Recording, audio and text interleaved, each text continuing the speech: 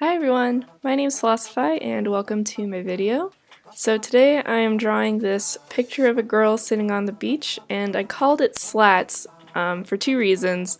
One, because she's sitting on this like slatted vinyl beach chair that has slats of light coming through it, and also because of the slats of color that I drew in the background later on. I don't usually name things, but I did this one for some reason. And I think I like the name. I think it makes sense anyway. So this was a pretty experimental drawing for me. I did a very different process from what I would usually do. The first thing was that I did two sketches, which is pretty weird. I don't exactly know why I did that. I did a really rough sketch with red pencil, as you're seeing me trace over here. And then I did the more refined sketch with pencil. Now that I'm looking back on it, that seems kind of like a waste. Like, I feel like I could have just gone straight into inking it on this like second pass, and I really didn't need a refined sketch, but I don't know, maybe it worked out because there were a couple things like the face that I worked out during the refined sketching part, so I don't know, I think it worked out, but it just seems kind of like I wasted a lot of time doing extra sketches, but live and learn, right?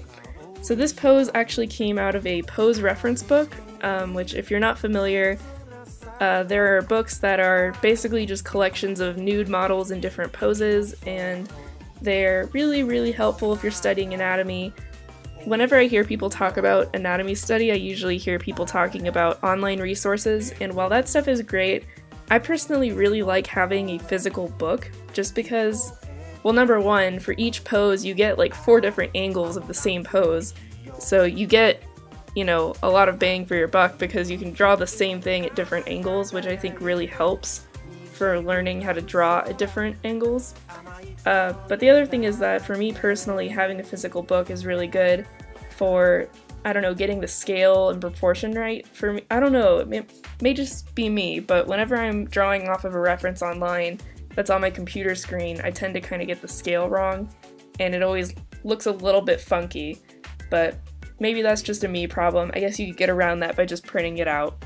But anyway, any case, I will put that pose reference book in the description where you can find it on Amazon if you're curious, and I personally recommend it because I really like it and it's helped me a lot. And I also used reference for the chair that she's sitting on and the umbrella that's behind her, so I will put all of those things in the description. I don't know, I think it's always fun to see what other people use as reference because, like, people will take very plain pictures and then turn them into something else, and it's really interesting to see the reference that they started out with, you know what I mean? So here was the point where I was putting it onto the Bristol, and as you saw, I was cutting my Bristol down because I've been doing all my pictures at 8.5 by 11 because that's the size of my portfolio, but all of my Bristol is 9 by 12. And so the way I did this was pretty unusual because I did the coloring first and then the inking. So for some reason, I've lost the footage of me coloring the skin. I know that there was a part I did on camera, and I'm not completely sure where it went, but basically I just did all the coloring with the light box on, which was a little bit difficult because the light box tends to distort things and make the colors look darker than they really are. So in a couple of cases I put down too much shading because I thought that the color was lighter than it was, and I had to go back and correct it because I realized it was too dark. And then I did the inking on top of the coloring that I had already done. So, I don't know, it was kind of weird because I usually don't color like this, but it was fun and I enjoyed it. I decided that I also wanted to work on lighting and shading because that's something I've really been feeling pretty weak on. So I thought I would commit to this really bold blue shading. So, I mean, for me, blue shading is something I do a lot on skin because I just feel like it makes people look way more dimensional. I don't know what it is, some kind of color theory magic, but shading with blue just really makes people pop. And it's something I always do, but in this case I decided to do this really bold shading across her entire body to really emphasize that she's sitting in the shade of the shadow. I don't know that I did it completely perfectly. There's a couple spots where I think the shading doesn't completely make sense, but I still wanted to work on it, and it's something that, at least in my view, is really difficult to get right traditionally, just because, you know, you have to plan ahead a lot when you're doing really bold things like that traditionally, and you can't go back once you've made a choice like that, you know?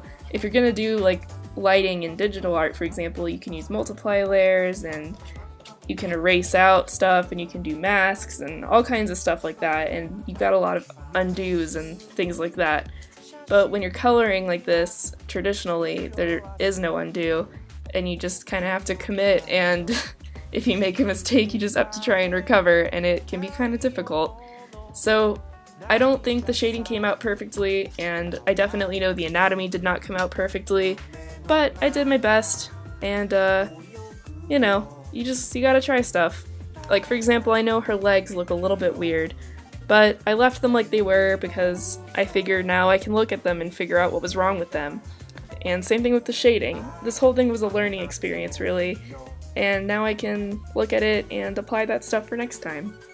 So I know her swimsuit looks really weird on her leg, especially on her left leg, which is our right. That one looks so weird. Her top looks a little bit weird, but I don't think it was the biggest problem. Oh, and by the way, this swimsuit is actually real. I based it off of a real swimsuit, and I showed this picture to someone. They said, "This swimsuit looks both really tight and way too baggy." And it's funny because that's actually how the real swimsuit fits. I don't own it, but I saw somebody wearing it in a video, and they were reviewing it, and she complained that it's too baggy and too tight at the same time. So I guess it's a good thing, because I captured the sense of the swimsuit. But if you are interested in buying this swimsuit, there's gonna be a link to it in the description. I'm not sponsored, there's no affiliate link. It's just for your own information if you're curious. The original one is orange, I believe. But I decided to go with purple because I don't really have any oranges, and I was just really feeling the cool tones that day, and I thought the purple would be a good choice.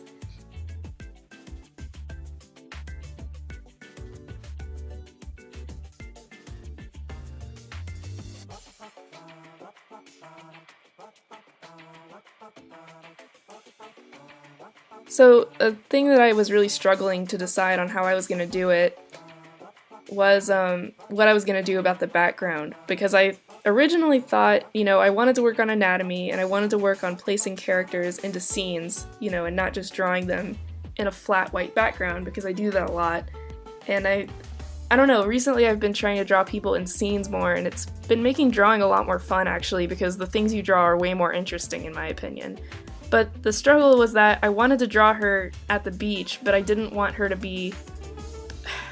because I was thinking the background would have other people who were also sitting on chairs, but I didn't want it to draw away from the main character, and I didn't want the background to be too busy, which is why I ended up going with this really abstract background choice. And I'm still not completely sure if I like it, but it's definitely different, and it's the weirdest thing I've ever done for a background, so I stand by it for originality, though I'm not completely sure that it looks the best. And I also made a lot of inking mistakes when I was doing this, so, you know, it's not perfect, but I really had a lot of fun drawing it, and I enjoyed it, and I learned a lot from doing it, and I think that's really all that matters at the end of the day. So I hope you guys all enjoyed this video.